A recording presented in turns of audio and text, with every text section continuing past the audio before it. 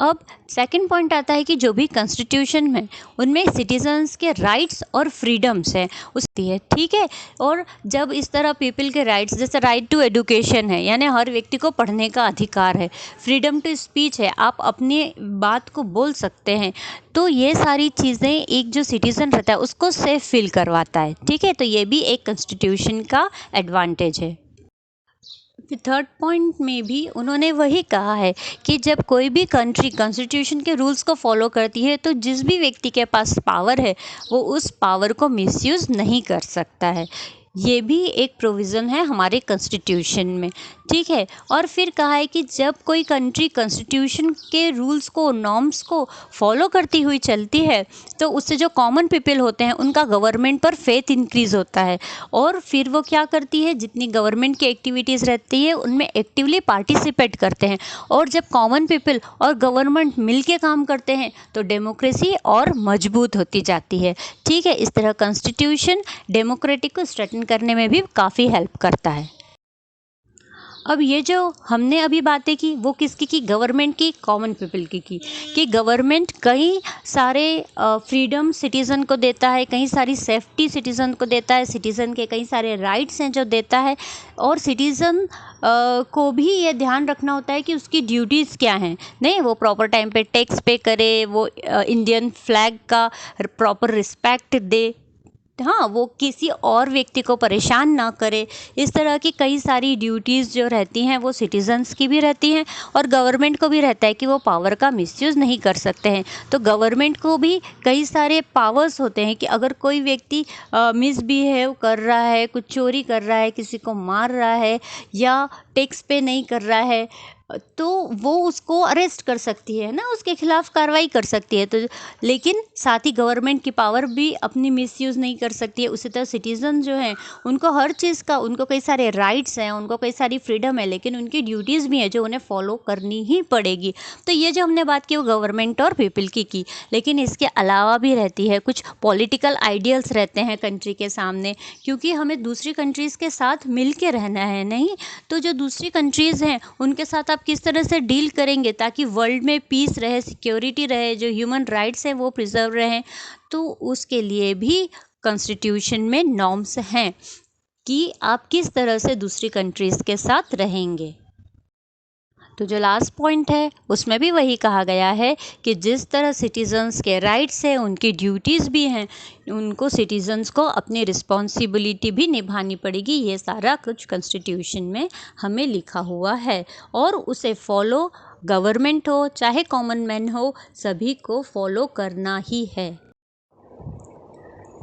अब हम देखते हैं व्हाट इज़ एडमिनिस्ट्रेशन, यानी एक कंट्री के एडमिनिस्ट्रेशन में क्या क्या चीज़ें इंक्लूड होती हैं।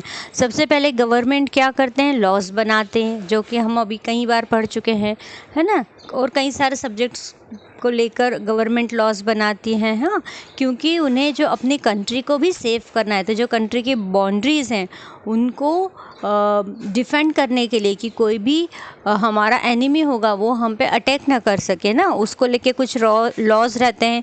जो पीपल हैं उनको प्रोटेक्ट करने के लिए लॉज रहते हैं। उसके अलावा कुछ सोशल वर्क भी रहते हैं, जैसे इरेडिकेशन ऑफ पॉवर्टी है ना, गरीबी को हटाने के लिए लॉज हैं।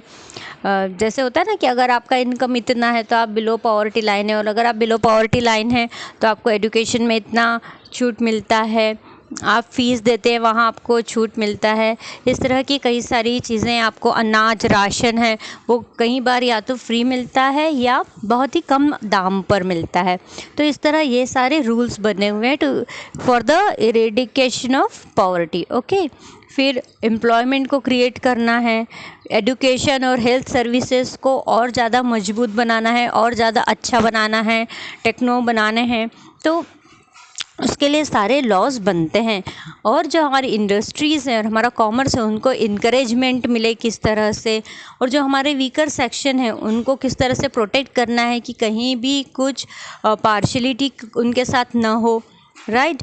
फिर है और किस लिए पॉलिसीज़ बनाते हैं, ताकि जो वुमेन हैं और चिल्ड्रन हैं या ट्राइबल पीपल्स हैं इन सब की प्रोग्रेस हो, इसके लिए भी लॉज बनाए जाते हैं।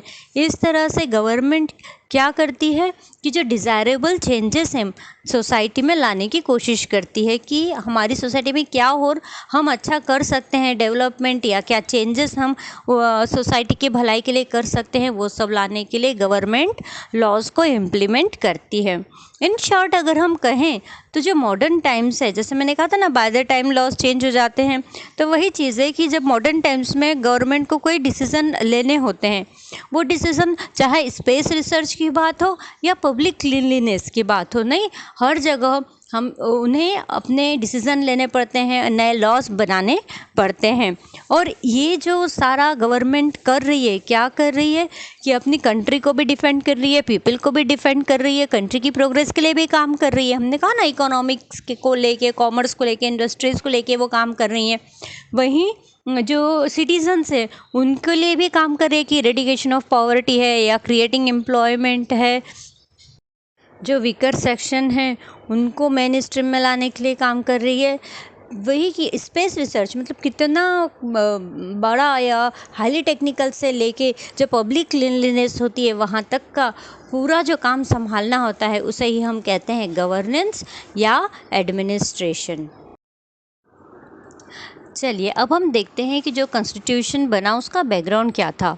तो the process of making of the Indian constitution started in 1946। कभी से स्टार्ट हो गई थी प्रोसेस? 1946 से, क्योंकि जो हमारे फ्रीडम मूवमेंट के लीडर्स थे उन्होंने इंसिस्ट किया था कि जो इंडिपेंडेंट इंडिया होगा उसमें जो ब्रिटिश के द्वारा बनाए हुए जो रूल्स हैं वो नहीं चलेंगे। ठीक है, तो कौन रूल बनाएगा? तो जो हम इंडियंस हैं हम हमारे रूल्स खुद बनाएंगे और हमारे रूल्स के अकॉर्डिंग हम इंडिया को गवर्न करेंगे।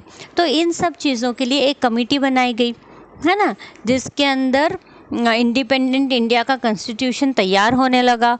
और जो ये कमेटी बनी उसे कहा गया कॉन्स्टिट्यूएंट असेंबली। ठीक है, वो कमेटी मतलब कुछ लोगों का एक ग्रुप होता है जो बहुत ही इंटेलिजेंट होते हैं, उन्हें काफ़ी नॉलेज होता है लॉज का, सोशल, काफ़ी कुछ जो ज्ञान था उसके बहुत सारे लोग थे, उनसे कुछ लीडर्स रहे, जिसमें हमने बाबा साहेब अम्बेडकर का नाम तो सुना ही। अब जो हमारा टॉपिक है नेक्स्ट वो है कॉन्स्टिट्यूएंट असेंबली। तो इंडिया कभी इंडिपेंडेंट हुआ था? 15 अगस्त 1947 को, ये हमें सभी को पता है। और इसके पहले किसका शासन था? ब्रिटिशर्स हमारे भारत पर रूल करते थे, ये भी हमें पता है। लेकिन क्या आपको ये पता है कि जब भी ब्रिटिश रूल था इंडिया पे तो उन्होंने इंडिया को प्रोविंसेस में डिवाइड किया हुआ था, जैसे कि बॉम्बे, बंगाल, मद्रास। क्यों? ताकि ये जो एडमिनिस्ट्रेशन है वो कन्वीनियंटली हो सके। ठीक है, और ये जो प्रोविंसेस थे जो जिसका एडमिनिस्ट्रेशन चलाने के लिए पीपल के कुछ रिप्रेजेंटेटिव्स हुआ करते थे। और वो रिप्रेजेंटेटिव्स कौन हुआ करते थे? जो लोकल प्रिंसेस थे। ऐसा होता है ना, इस जगह का ये राजा था, इस जगह का ये राजा है, तो उस तरह के जो लोग थे उन्हें वहाँ का रिप्रेजेंटेटिव बना दिया गया था। और वही लोग उस पर्टिकुलर एरिया का एडमिनिस्ट्रेशन देखते थे या कहें उस स्टेट का एडमिनिस्ट्रेशन देखते थे। तो जो वो एरियाज़ थे उन्हें क्या कहा गया? उन्हें कहा गया प्रिंसली स्टेट्स। और जो उनके चीफ्स थे, है ना, जो हेड थे, उन्हें क्या कहा गया? प्रिंसेस। ठीक है, तो जब ये कॉन्स्टिट्यूएंट असेंबली बन रही थी तब ये जो प्रोविंसेस हैं या जो प्रिंसली स्टेट्स हैं, इन लोगों के रिप्रेजेंटेटिव्स जो थे उन्हें भी इसमें शामिल किया गया। इस तरह ये जो कॉन्स्टिट्यूएंट असेंबली थी इसमें टोटल 299 मेंबर्स थे।